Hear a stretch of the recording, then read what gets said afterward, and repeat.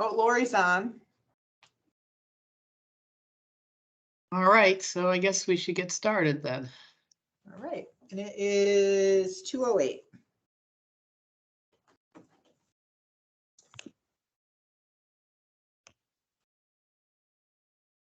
Okay, if everybody remembers, I'm Pam Fields from Midstate. We're supposed to announce who we are in our title before we talk.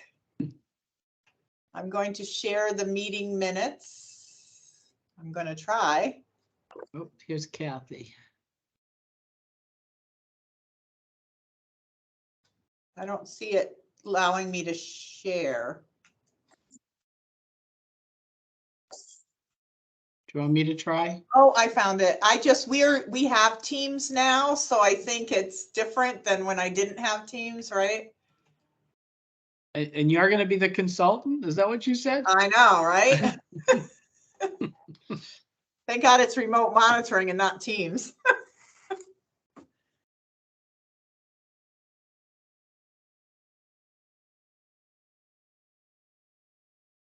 This is Peter Mason. Sorry for getting the minutes out late to you guys. It was just trying to find some time to get them done, so.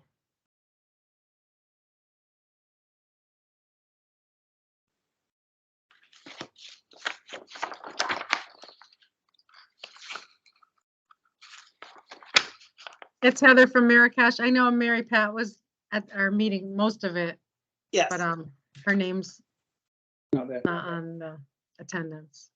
Okay, I'll add it right now. Missed that. Maybe because she was invisible. Yeah. Okay, she's on.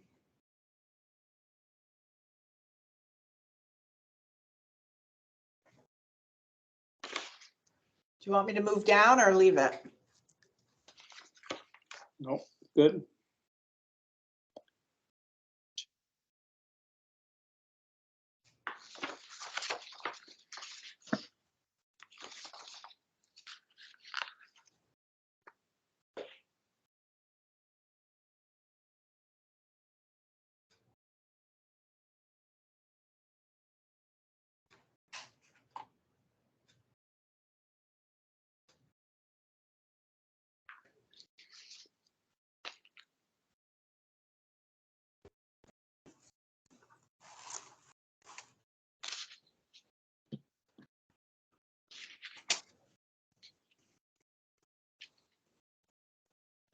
I think Kathy might be on now. I see a K, not Kathy Kalo, but Kathy and Carly. Yes, we're on. Okay, perfect. Thank you.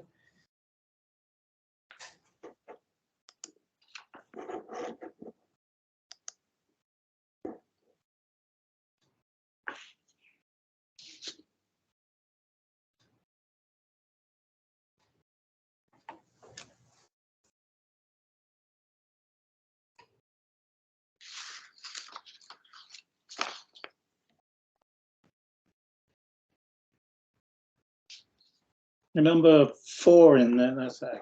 Oh, they got my thing on here. Yes, I have. Number 4. Is this Brian Holmes, parent? $2,500. Should that be a dollar sign there? Yeah.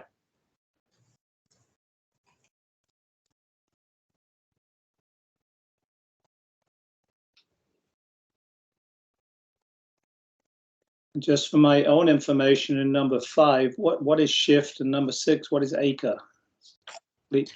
Are they separate programs or? Yeah, that's just the name of a training program for assistive technology that's been Okay. used. Okay. And ACRE is a certification for people that can go through for the employment piece. Thank you, Peter.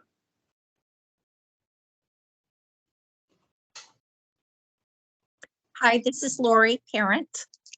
Just a quick question. I wasn't at the meeting last month, and I just wanted to understand the current numbers as far as individuals or agencies that are putting in proposals.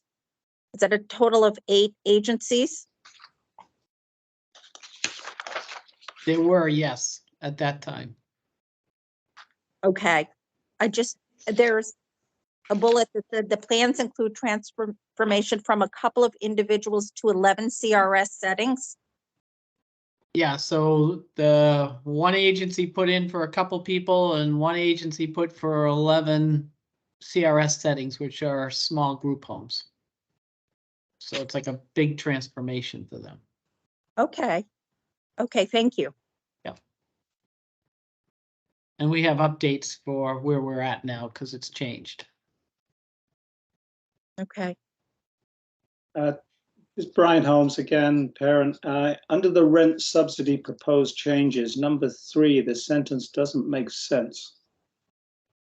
I think it should be must be at or less, or must be or less. I don't know, must be or less, at or less, and the fair market value. Is that right? I would think so, but I'll let Peter answer that. Yeah, thank you. Yeah, let me Yeah, get let to me put it that. back the way it was.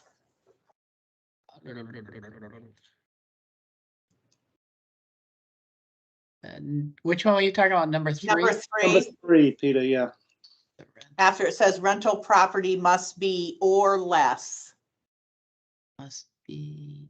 Must be or less, must be. Oh, hold on. Yeah, I can see the must be at or less than the fair market rent for the area.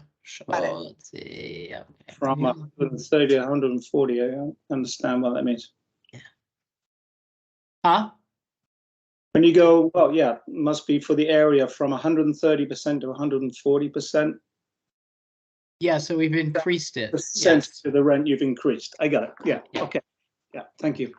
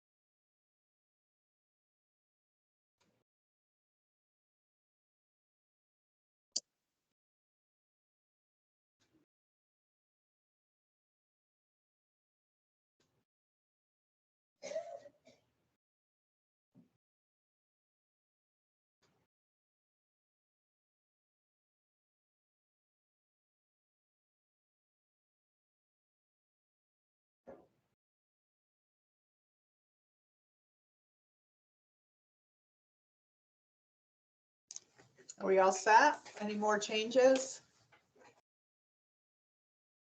Do we have a vote?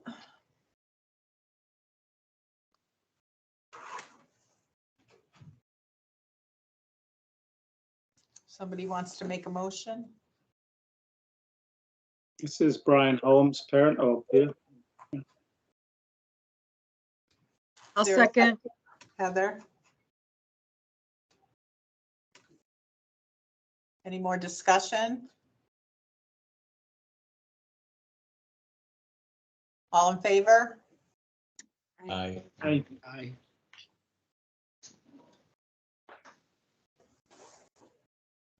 Okay.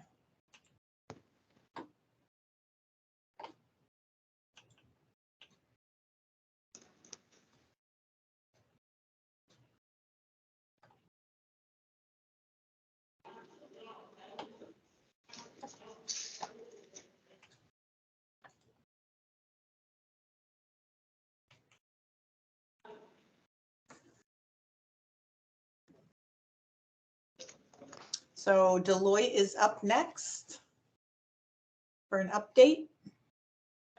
This is Betsy Bella from Deloitte. Thank you. Oh, we can hardly hear you. Oh, let me scooch in. This is Yeah. better. Yes. This is Betsy Bella from Deloitte. Today we want to provide you an update on pieces in motion and planned. So as Peter said, the 8 providers submitted is out of date. DDS has now received 15 plans as part of phase 1. These are all moving forward in discussions between the providers and regions. And any day now, the first plan should be approved officially. But as you may know, providers are able to sort of continue their process as they have those discussions with the region so that individuals can keep their momentum. The phase 2 transition plan templates were released yesterday. All providers with congregate settings should have received the notice from Everbridge. If you did not, the message and templates, you can find them on the DDS Provider Gateway under the STEP link. These follow the same basic format as the phase 1 templates, but they've been streamlined based on the advice of providers who completed them and the regional resource administrators. The budget sheet also now has much more detailed instructions for each tab. So as people are thinking about developing their transition plans, there's more materials coming over the next weeks to provide support. These include an updated STEP guide. This will have information on the approved and pending incentives, an example completed transition plan and budget sheet for both residential and day programs. And it'll just be an example, right? It's not meant to be all inclusive or all covering, but people who completed templates in phase 1 shared with us that it would have been helpful to be able to look at an example of what might it look like as you build out. We're also creating a document encouraging providers to engage in innovative thinking and approaches as part of STEP. It'll include examples to get people thinking and information on what the steps of collaborating with DDS look like. And we will continue to update the provider frequently asked questions, FAQ, based on technical assistance office hours and sessions. We're also developing an FAQ for case managers, since we know there's been a real appetite from case managers and from others to make sure that they are up to date and have the information that they need as they work with individuals, their families, and providers related to STEP. Technical assistance will continue as a resource for providers considering completing and implementing plans. We'll also be hosting provider trainings related to STEP and transition plans. So these will be coming in the next few months, but the first will focus on strategic transformation planning, guiding providers to see STEP as an opportunity to revisit agency strategic planning and think about how they can use this funding and the other DDS support to really move towards a long-term vision of a more person-centered approach, not just participate in STEP to support a few transitions and receive incentives, right? How can they really, make it count, so to speak? And then there'll be a session for residential services transitions and one for day. These will deep dive into the templates and incentives, make sure we have an opportunity to answer people's questions, and really, set providers up for understanding the opportunities in the process. Now, before we get to the trainings, coming before those, on May 18th, there will be an information session about STEP for providers. This will focus more on STEP as a whole, DDS efforts in STEP, and how providers can leverage them. The save the date was actually included in the transition plan outreach. This information session will be supported by a short written STEP overview for providers. And Julia Oak is actually going to show you the draft one now. And we'd love just sort of your high level thoughts on it. There's similar ones in development for DDS staff, including case managers. Actually, sorry, Pam, would you mind if Julia shares? Nope. Thank you. Great, thank you all. This is Julia Oak from Deloitte, and I'm just gonna pull up the provider version. All right, just get my monitor set. So as Betsy mentioned, in May, we are working towards informational sessions for providers. So we wanted to share this document and sort of get some feedback from you all. We're happy to also send after the meeting for additional feedback, but I can sort of orient everyone to the document, and then we kind of love your initial reactions, thoughts, suggestions, etc. So the purpose of this document, again, it's a supplement to the informational session. So the overarching goal is for it to kind of be teaser information, sort of introduce folks, and then coming to the informational sessions will give folks a lot of the deeper details. So you'll notice this is only 3 pages, and there's a lot to STEP, we know, but that's sort of the intention of the document. So The first page here has at the top some high-level information about STEP. And then the red and blue boxes towards the bottom just kind of underscore the benefits of STEP for the individuals, provider support, and then there'll be some hyperlinks for folks can find additional information. Excuse me, Julia, this is Yeah, Peter. please. I can't read that. I don't know if everybody else can. Can anybody, can you guys read that? It's very blurred to me. I can try resharing. Are other folks having issues? No, I see it, I but see it. I do see what you say, Peter. If I'm not really close, it does look blurry. Yeah. I'll But try the resharing. whole, like all of you guys look blurry here too, so it might be the connection. All right, is that any better? I think it's the same. I think it's a connection. Okay.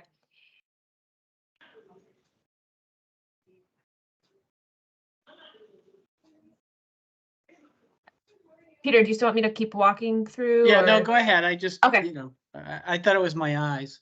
Okay, no, all good. Apologies. So first page is introductory information. And then the second page here is focused on what's next for STEP to help providers kind of get a sense of what they can expect and sort of what their role will be.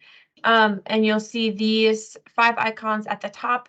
These are part of the STEP plan, it's not been released yet, but these are sort of the desired outcomes for STEP. So to give folks a sense of what's upcoming in their role, we just organized it by those desired outcomes. And then the third page is focused on, for someone who hasn't done a transition plan yet, where do I get started? And then we've also outlined the different financial incentives just to encourage folks to keep thinking as they're thinking about a STEP plan of the ways that the different types of funding sources can be used and integrated into their transition plan. So I'll pause there, understanding it may be a little blurry for some folks. Anyone has any initial comments or questions or feedback?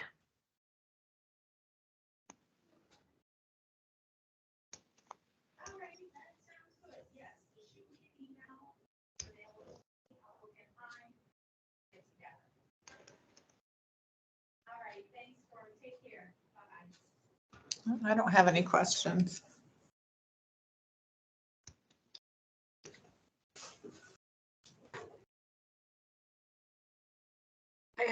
This is Heather from Marrakesh. I have a quick question. We talked about STEP being specifically about moving people from congregate settings to non-congregate, IHS, CCH, and about 50 times I said, what about reducing the residential emergency list? And that's always been no, but it's one of the points, it's your 4th check mark down, that is what we're trying to do, which it is, but it's really not what this initiative, you also discussed what the initiative is, and it's, bringing in more, finances to be able to do this kind of stuff. But we were very clear the entire time saying that, reducing the residential emergency list is not part of what we're doing here. It's specifically congregate to individualize. Well, So, but it's freeing up those, this is Peter Mason, it's freeing up those openings for people to move into that spot. So they are linked together. And our new, if the new Appendix K goes through that, there are some additional incentives in terms of that as well. But Hi, Peter, this is Lori. mhm. I just would, I agree with Heather to a certain extent. I just wouldn't want parents to look at that and think that they're coming out of the family home into a community setting. But I do understand bigger picture of it freeing up more opportunities and money for individuals on the wait list. I'm not sure if that would be misleading to some parents initially. Yes, and this is Julia Oak from Deloitte. Definitely hear that feedback, and I just want to provide a point of clarification that this document is it's geared towards providers, so that'll be who it's sent for, and the informational sessions will just be for providers as well. So that I know something that we've been keeping top of mind, your comment in general, Lori, but just to clarify that this is meant for providers, Okay, all right, if that's helpful. Yeah. thank you. Hi, this is Mary Pat from the Kennedy Collective. I have to agree with Heather. I mean, again, my impression on the initial intent was that we were also looking to decrease the number of congregate settings and group homes. So by doing that, we would not be really taking people off the emergency list. Is that what you were thinking, Heather? Yes, it's Heather from Marrakesh. It was just very clear that, I mean, there's so many advantages. We could have 50 check marks about choice and growth and least restrictive environment. Like there's so many advantages, but we've always steered away. But I'm kind of hopeful now hearing that something might be new on the Appendix K that will incentivize agencies to also reduce the emergency wait list and keep those beds open and transition to more medically or behaviorally. Yeah. Oh. So this is Peter Mason. We've been, what I thought was pretty clear in that, that these are going to be plans based on the provider, and the provider is going to have their, how they're going to move forward with these incentives. But there's always been in there that if a provider looks at restructuring a home that for people who have more significant medical or behavioral needs, which is a considerable portion of our waiting list, that's kind of what we were looking at. And while we try to steer clear saying waiting list completely, because we know that there are other options that need to get looked at, that emergencies do come into play. But that while we understand there will be some consolidation, that's going to happen, that's part of this process.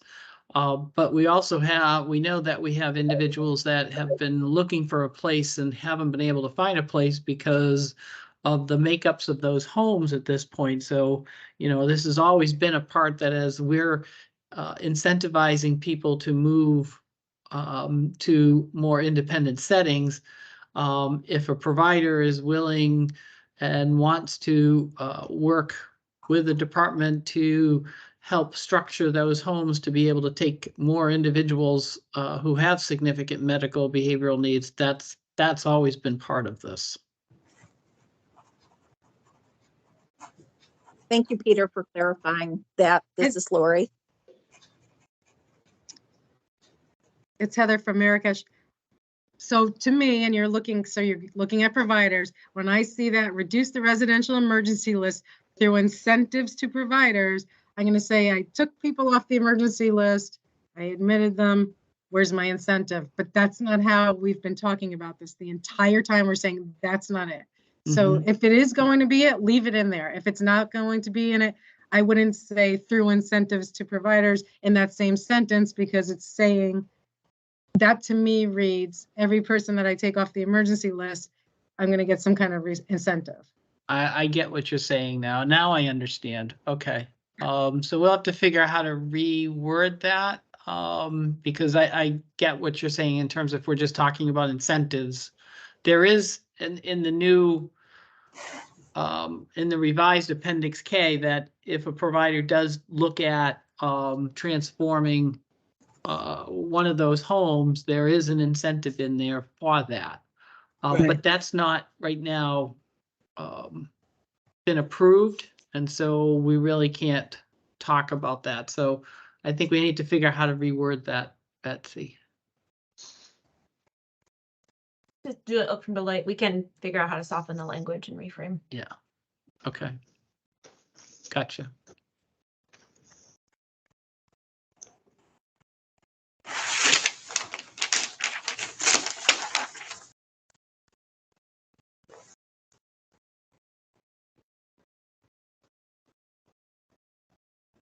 This is Betsy Bella from Deloitte. Do you want to move to the next page? Yeah.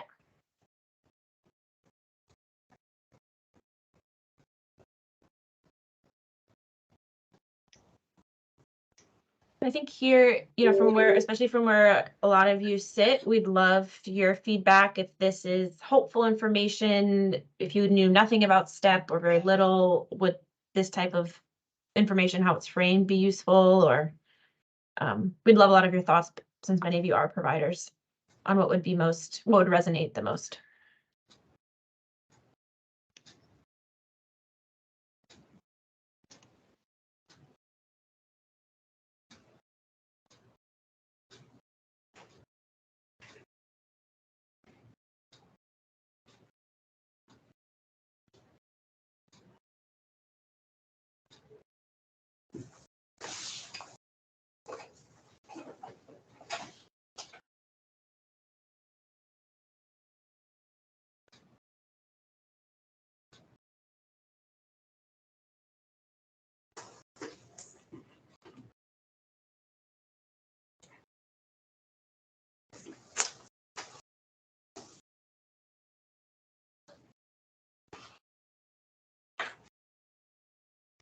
So Betsy, say that again. What are you looking for from us to see if it's helpful? Is that what you said? Yeah, this is Julia. But same team, basically same person. So yeah, I think, we took a stab at these materials trying to get high level information for STEP that would be the most relevant and resonate the most with providers. So just generally looking for y'all's input. If what we have makes sense, anything should be adjusted, framing, that type of thing. This is Betsy Bella from Deloitte. I'd also add, does this feel positive to you? We want people to read this and think, wow, STEP sounds great. We don't want them to think, oh, STEP sounds like a burden, or, what do I have to take on now? So if you want to look at it from that lens too, that's helpful. Well, I think it is saying that there's supports and resources for the providers, the families, and the individuals to do it. So in that way, I think it would be helpful if the resources are there.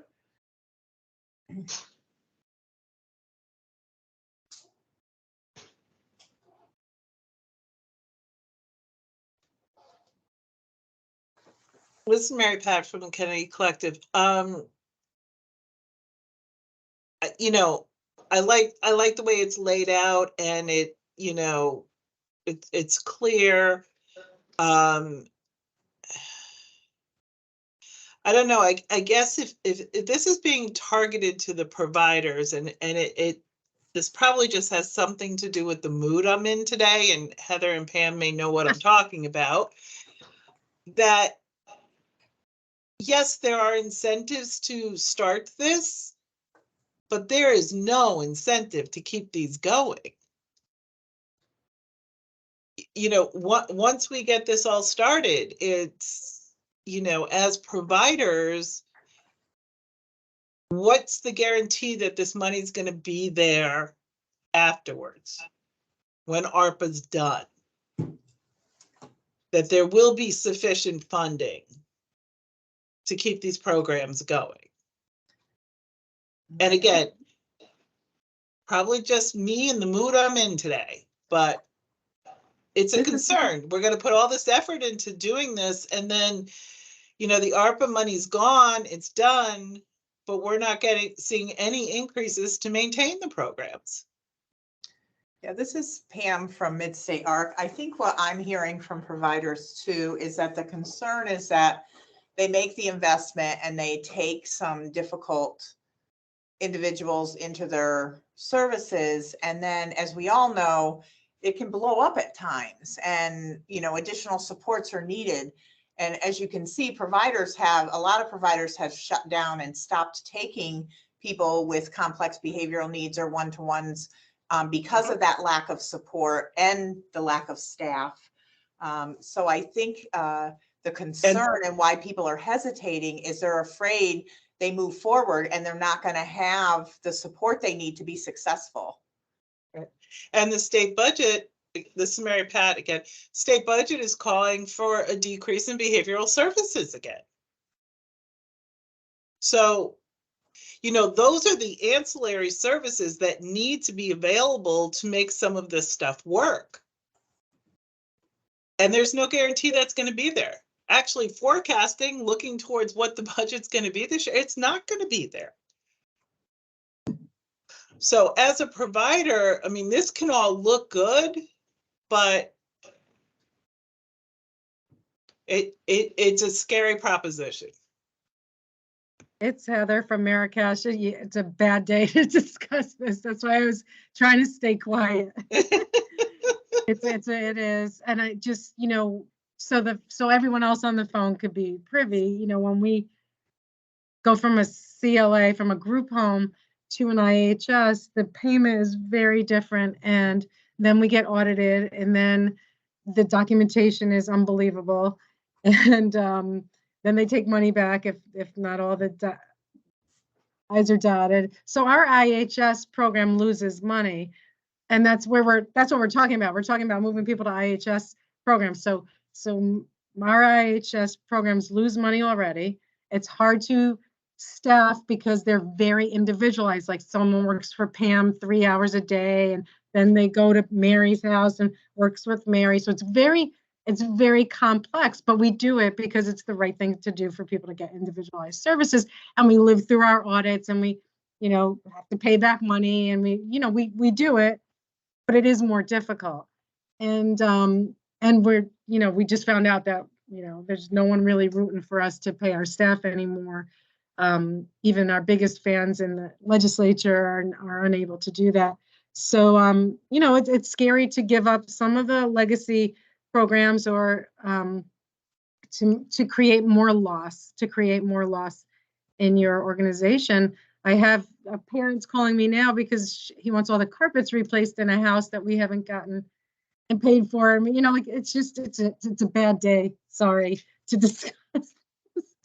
So,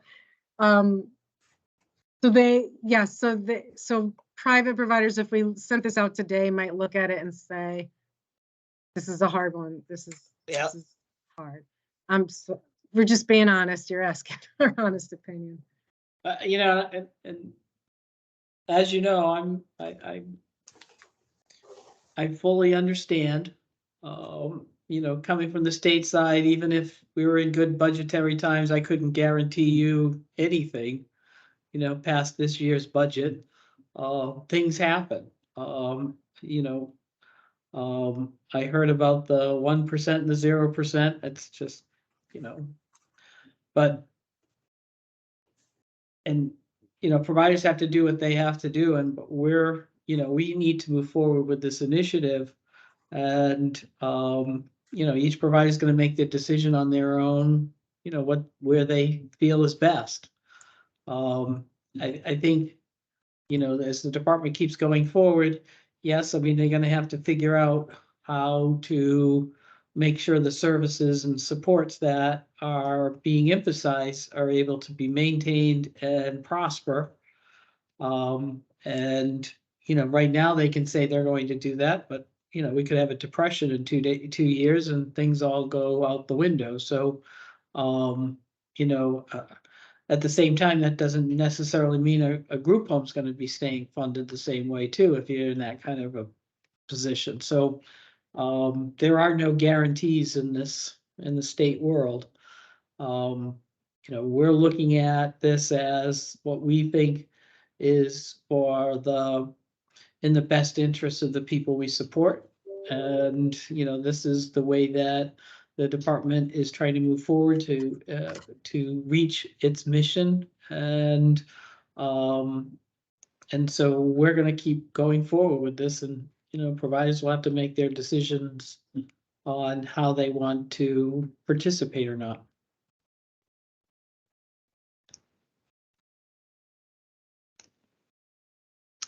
This is Peter from Mark Incorporated. So I'm in agreement that I think this was really set up nicely when you look at it, but I also share the concerns of sustainability, and we can't negate the fact that we are all in a huge staffing crunch at this point. Yep.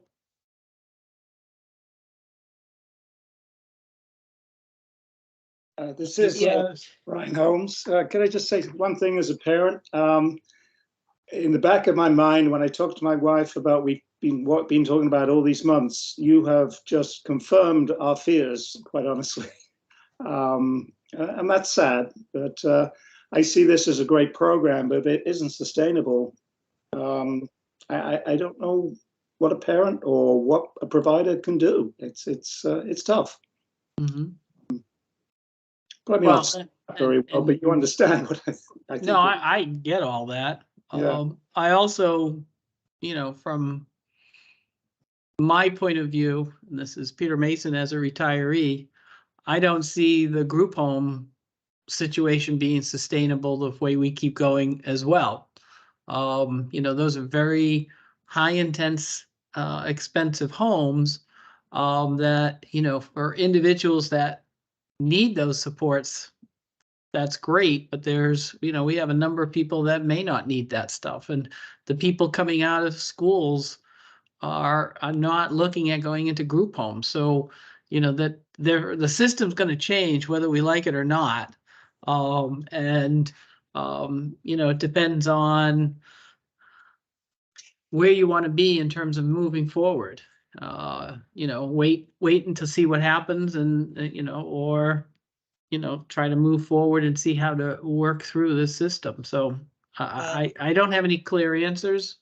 But I don't, the sustainability, if it's going to be the whole system. It's not going to be just CLAs, or IHS. It's going to be the whole system. So something's going to need to be done. That being said, when I put my state hat back on, the state has put in a lot of money to people with providers over the recent years for staffing issues, for staffing wages and stuff. So they have put a lot of money into that. Now, short-sightedness, they didn't put it for all the other ancillary costs and stuff. I get that. But, the majority of people looking at this aren't looking at it that way. They're looking at, you got X amount of money last year, you got the money before that, the year before. There's a lot of money that's gone into these programs and stuff. So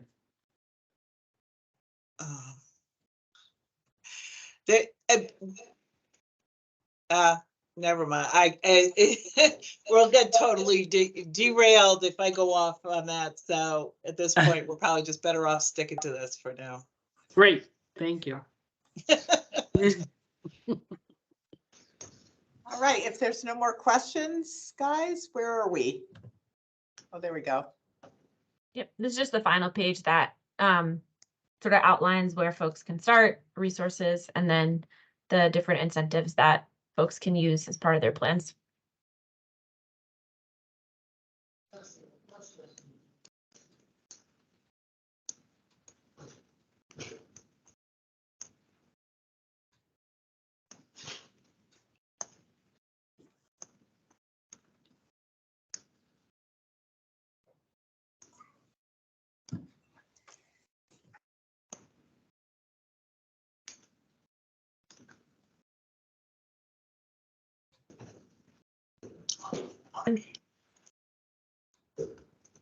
This is Julia Oak from Deloitte. The content on here is more, I know it's a lot of stuff that's available on DDS website, so it's a little bit more straightforward. So if there's no comments or questions, we're happy to wrap up feedback here. I do have one question. This is Mary Pat from the Kenny Collective. How's this going to get out to the providers, and will it be put on the website, et cetera, et cetera? What's the plan? Yep, this is Julie Oak from Deloitte. Thanks for that question, Mary Pat.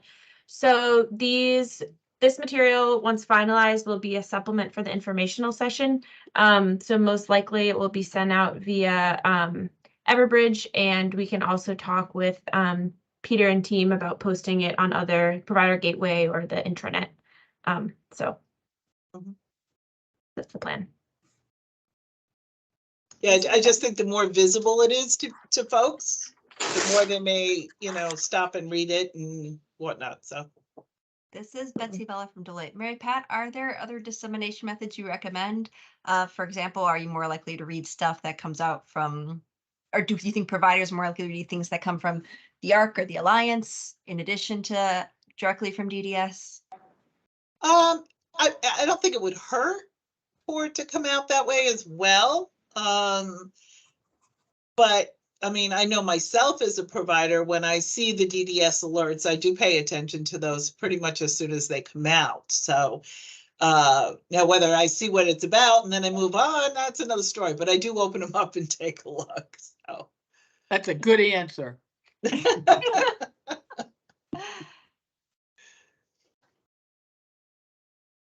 thank you. This is Heather from Marrakesh. I think in the last memo, it said something about we're gonna have there's a new plan document to use for a step. And I wasn't able to open it. It could just be my computer. I don't know if other people were able to, or if you happen to have it to show us, or is it very different than the original? This is Betsy Bella from Deloitte. It's extremely similar. It looks pretty much the same. It's moving on to steps, so the branding's a little different. But the main difference is that questions have been condensed. Some have been removed based on what people said made sense and didn't, who had worked through it some. That being said, if you are like 80% done working through a plan in the old template, they will still accept it. You don't have to copy paste things over, but you certainly can, especially because that might finish your 20% you're not done with. Please do use the new budget sheet though. But that's really similar, so you should be able to copy over. And if there's time at the end of the meeting, we can pull the documents up.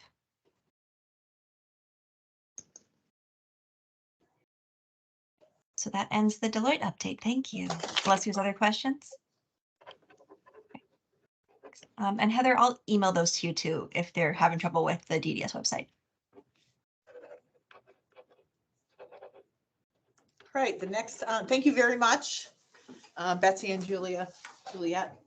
We are now moving on to a McDowell update. I don't see them on, Peter, so I don't know if we're skipping that or if you have it.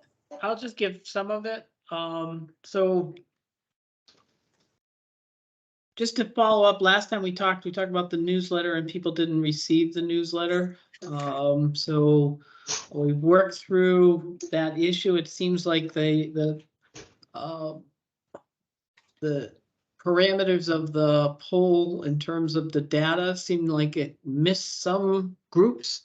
And so we've kind of corrected that going forward. We're looking at sending out a flyer somewhere in the next couple of weeks. So you should get that at your house, especially, Brian, if you get that, just let me know you got it this time so I can know that that's there. And Kathy too. This should encompass everybody, but just in case, just let me know you guys got it or not. Okay. And that flyer, I'm sorry, this is Pam Fields from Midstate. That flyer is for the families, right? And the individuals, not the providers. Right. So what's being developed is they're doing a series of stakeholder forums in May. And those stakeholder forums are going to be based on the 7 supports that we feel are instrumental in terms of moving forward with the STEP process. There's IHS, supportive housing, remote support, CCH, assistive technology, customized employment, and I think I'm missing one.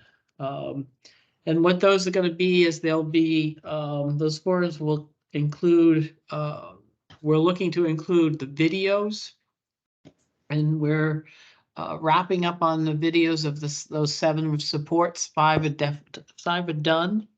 And also we're including a 1-page, more simple explanation of what those supports are. So there'll be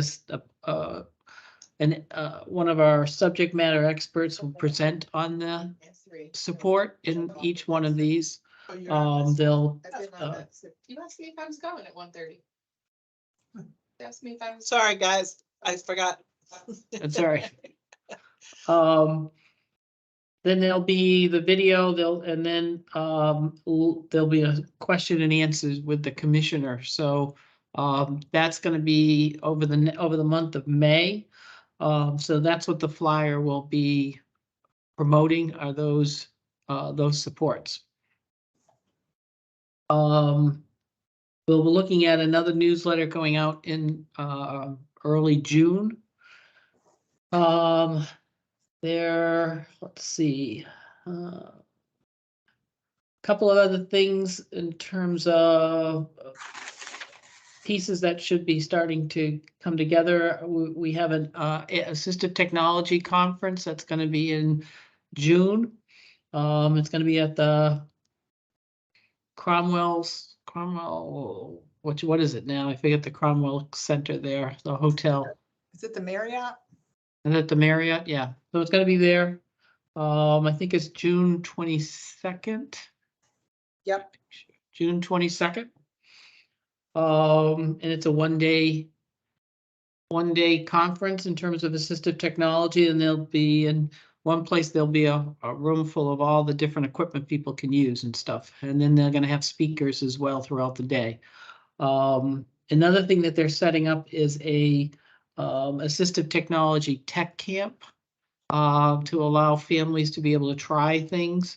We're looking at doing that in July, and it will be at Camp Harkness. So really getting people so that they can get some hands-on in terms of what assistive technology is. DDS has hired a assistive technology director. Her name is Patricia Cimbala. She's been doing a lot of the work now. So she's now the AT director for DDS. This is one way of trying to keep this sustainable and moving forward. We're also have a housing director position that's been filled, and that person will start, I think, in May. And that person will be able to help us to concentrate on the housing issues. So we'd be looking at stuff like the shared living piece to it, looking at supportive housing. So we have somebody who's directing their stuff right for that. In the past, we've had people outside of their scope to try to focus on this. So now we're having people that are going to do this. And that falls in line with our employment director as well. So we're trying to really make a commitment to those areas.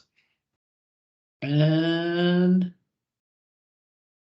I think that's it that I have so far for communication. Great. Next is the frequently asked questions. Aha, we set those out. We received 2 sets. So these were the questions that we comprised between this committee and the other 3 committees. The individual and families, we had to tweak that a lot in order to make those into questions. And so we kind of worked our way through those issues. And I know we just gave it to you yesterday, and there's a lot there. It took a while to do. So I would ask that if everybody can read through those and give your input and comments and suggestions, and send it to either Pam or myself, because we'd like to move forward and get those published as soon as we can. So we'll hear from you guys. If you could do that, if you can do that within, you can get it back to us by a week from Friday. What's that, the 28th? That'd be great.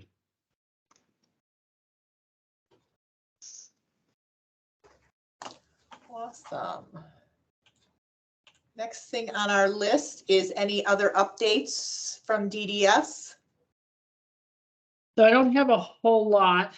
We've got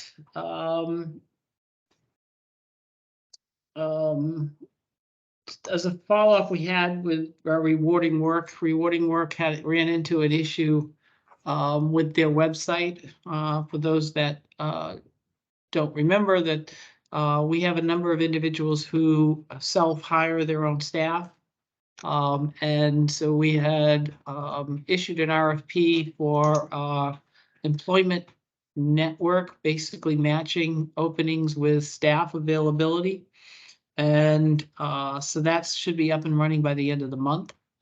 We're also in the process of, it looks like that will be released in July, is a larger employment networks website that's going to encompass DSS, because DSS has a number of individuals who also self-direct their own or self-direct their resources, but also hire their own staff. And then we're looking at that one also to include a component of emergency backup system. So we're not too sure how that would look, but we're seeing what we can get when we send that out. Let's see. And I think that's all I've got for now. Awesome. And then the really the last thing on the agenda is other concerns and topics. Anybody else have anything else they want to throw out there? All right, I guess we're done, Peter. Our next, oh, we did want to talk though, I'm sorry, the very last thing on the agenda is to talk about meeting times. We wanted to discuss going down to 1 time a month. See what people thought of that. Does anybody have any issues with going to once a month? No. All right. No. And so I would ask that we do it. The next one be in 5 weeks, because I'm trying to, right now I have all those committees all in the same week and it's like a crazy week for me. So if we could do that either the week before or the week after, I just need to make sure that. That So would be 1, 2, 3, 4. That would be the 25th of May. Okay. Okay. 25th would be great. Okay, same time, same bat channel. Same tap channel. Yep. All right. Great. Anybody else All have right. anything else? Good. Have a great day. Okay. Bye. Sorry for the budget for you guys. I'm sorry. I know, we're devastated. I know. Sorry. Bye.